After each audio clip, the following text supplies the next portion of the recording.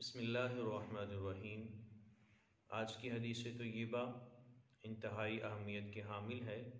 حضور نبی رحمت نور مجسم صلی اللہ علیہ وآلہ وسلم آپ کے فرمودات عالیہ امت مسلمہ کے لیے مشعل راہ کی مانند ہیں۔ حضرت سیدنا ابو امامہ رضی اللہ تعالی عنہ اس حدیث مبارکہ کے راوی ہیں۔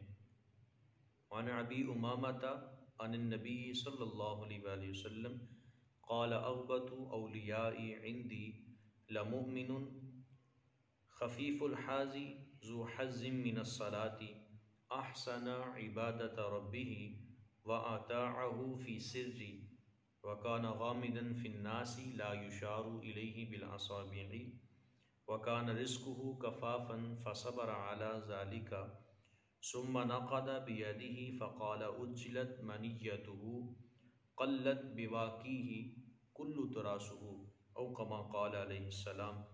رواہ احمد والترمذی وابن ماجہ۔ حضرت سیدنا ابو امامہ رضی اللہ تعالیٰ عنہ فرماتے ہیں، حضور نبی رحمت صلی اللہ علیہ وآلہ وسلم آپ نے ارشاد فرمایا، میرے دوستوں میں سب سے زیادہ قابل رشک مسلمان وہ ہے جو خفیف الحاظی، جو کم سامان والا ہو، یعنی جس کے پاس زندگی گزارنے کا کم سامان ہو۔ کم سے مراد ضروریات زندگی کے مطابق اس کے پاس سامان موجود ہو۔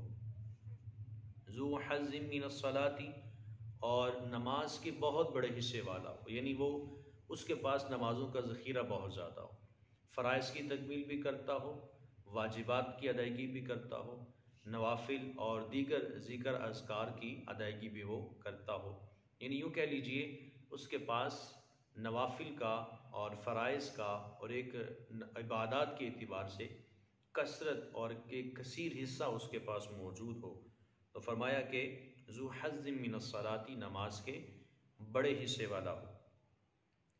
تو پھر ارشاد فرمایا، احسن عبادت ربہ، وہ اپنے رب کی عبادت احسن انداز سے کرنے والا ہو۔ رب کی عبادت کرے تو اس انداز سے کرے کہ مالک کائنات رب لم یزل کی حضور اس کی یہ آخری نماز ہے۔ ہمارے صوفیاء فرماتے ہیں، اگر بندے کو نماز میں قرب الہی مقصود ہے تو اس کو چاہیے کہ وہ اپنی زندگی کی جو نماز ادا کر رہا ہے اس کو یہ سمجھے کہ یہ میری زندگی کی آخری نماز ہے، اور نماز کے اندر خشوع و خضوع کو اپنانا یہ بندہ مومن کی نماز کا فلسفہ ہے۔ فرمایا کہ احسن عبادت ربہ، اپنے رب کی عبادت احسن انداز سے کرے۔ پھر فرمایا وَأَطَاعَهُ فِي سِرِّ، اور اپنے رب کی اطاعت کرے تو چھپ کر کرے۔ جب بھی وہ اپنے پاک پروردگار کے احکامات پر عمل پیرا ہو تو اس میں ریاکاری کا شائبہ بھی نہ پایا جائے۔ جو بھی عمل کرے وہ خالصتاً اللہ رب العالمین جل شانہ کی رضا اور خوشنودی کو حاصل کرنے کے لیے ہو، دکھلاوے کے لیے نہ ہو۔ اپنے فرائض، واجبات، نوافل، ذکر اذکار، عبادت مقصودہ و عبادت غیر مقصودہ کا ذکر لوگوں کے سامنے کرنے والا نہ ہو۔ پھر آگے ارشاد فرمایا وَكَانَ غَامِدًا فِي النَّاسِ لَا يُشَارُ إِلَيْهِ بِالْأَصَابِعِ، اور وہ لوگوں میں چھپا ہوا رہتا ہو، اور لا یشار الیہ بالاصابع، حضور نے فرمایا کہ اس کی طرف اپنی انگلیوں کے ذریعے سے بھی اشارہ نہ کیا جائے، یعنی اس کو لوگ یہ نہ کہیں کہ یہ شخص جو ہے یہ بہت ہی زیادہ نیکوکار ہے، یہ فلاں شخص بہت حاجی ہے، یہ بہت بڑا نمازی ہے، یہ بہت زیادہ صدقات و خیرات کرتا ہے۔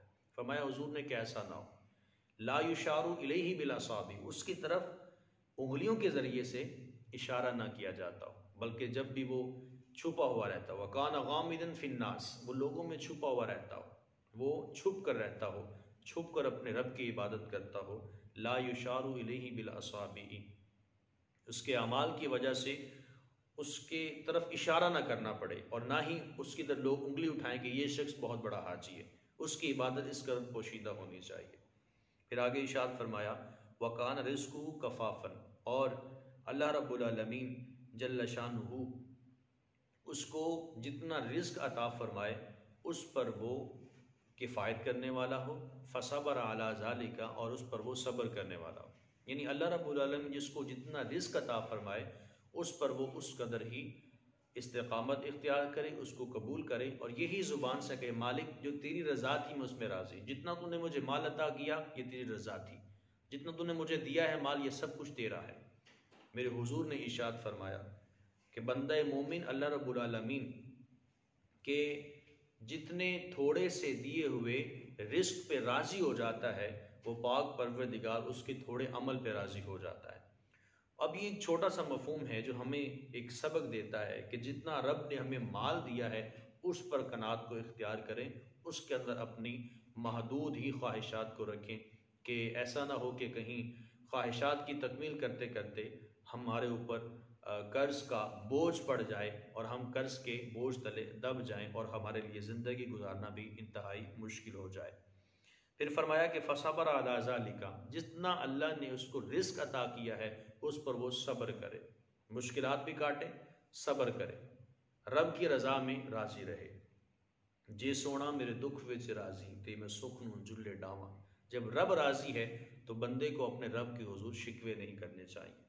پھر حضور نے ثم نقد بیدی، اپنے ہاتھ کے ذریعے سے چٹکی بجائی، فقال اجلت منیتہ قلت بواقیہ کل تراسہ، پھر فرمایا کہ اس طرح سے اس کی موت آ جائے۔ حضور نے چٹکی لگائی اور چٹکی بجا کر فرمایا کہ اس کی موت اس طرح سے آ جائے اور اس پر رونے والیاں بھی کم ہوں، اس کی میراث بھی کم ہو۔ حضرت ذی وقار، یہ مختصر سیدھی سی تو یہ بات ہم سے یہ تقاضا کرتی ہے، اگر میں اور آپ سب ہم اپنے رب کے حضور کامل مسلمان بننا چاہتے ہیں، ہم حضور علیہ الصلوۃ والسلام کے در کا غلام بننا چاہتے ہیں اور حضور کی نظر میں حضور کا کامل دوست بننا چاہتے ہیں، میں یہاں یہ بات کہوں، ہمارے نبی علیہ الصلوۃ والسلام نے اس حدیث طیبہ کے آغاز میں امت کو، امت میں سے بہترین امتی جس کے اندر یہ سارے خصائل پائے جائیں، یہ خوبیاں پائی جائیں، اسے حضور نے اپنا دوست فرمایا کہ میرا وہ دوست ہے۔ میرے دوستوں میں سب سے میرے نزدیک کامل مسلمان اور قابل رشک وہ مسلمان ہے جس کے اندر یہ خصوصیات پائی جاتی ہوں۔ اللہ رب العالمین جل شانہ کے حضور یہی دعا کرنی چاہیے، مالک جب تک زندگی ہے ہمیں اطاعت الہی اور اتباع رسول میں ہی حیات رکھنا، جتنا تم رزق عطا کیا ہے اس پر خوش رہیں۔ آپ کے پاس اولاد ہے، آپ کے پاس حسن ہے، آپ کے پاس جائیداد ہے، آپ کے پاس سب کچھ موجود ہے، تو لئن شکرتم لازیدنکم، اس پاک پروردگار کا شکر ادا کیجئے کہ اللہ نے آپ کو یہ سب کچھ عطا کیا ہے۔ مالک فرماتا ہے اگر تم میرا شکر ادا کرو گے تو تمہیں اور زیادہ عطا کروں گا۔ تو جب رب کا شکر ادا کیا جاتا ہے تو رب اور زیادہ عطا کر دیتا ہے۔ اللہ رب العالمین کی حضور دعا ہے، اللہ ہم نے جو کچھ سنا سنایا اس پر ہم سب کو عمل پیرا ہونے کی توفیق نصیب فرمائے۔ وآخر دعوایا ان الحمد للہ رب العالمین۔